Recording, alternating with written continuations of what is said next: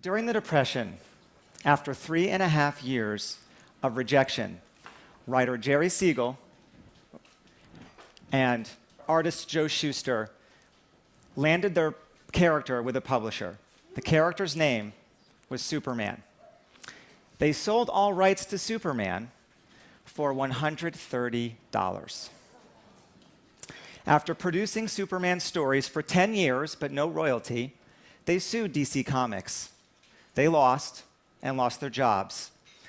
DC even took their names off Superman. Jerry and Joe struggled to get compensation and credit for the next 28 years. And if you think that's sad, wait till you hear what happened to Bill Finger. Bill who? Bill who designed Batman's costume, wrote the first and many of the best Batman stories of the first 25 years, forged characters that even non-geeks can identify, such as Robin, Joker, Catwoman. But Bill who was barely credited as a Batman writer and never as co-creator in his lifetime. He's not even in the credits of The Dark Knight Rises, the second film named for the nickname he coined. Why? Because cartoonist Bob Kane, Bill's one-time partner, took all the credit. In 1974, Bill died. Poor, alone. No obit, no funeral, no grave, no kidding. Despite Superman and Batman's fame, the creators remain unknown. But secret identities are for superheroes, not the guys behind them. I wrote an all-ages bio about the creators of Superman, and now I get to go to schools and see kids who draw not only Superman, but Jerry and Joe. Now, I'm not saying these guys are heroes, but they do deserve to be bold-faced names.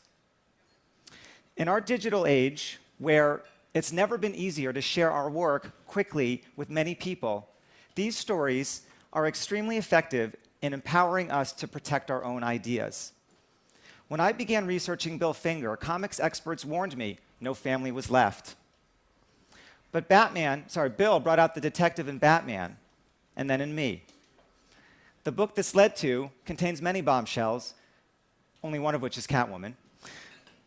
The biggest, though, by far, I found Bill's lone, previously unknown heir, born 2 years after Bill died.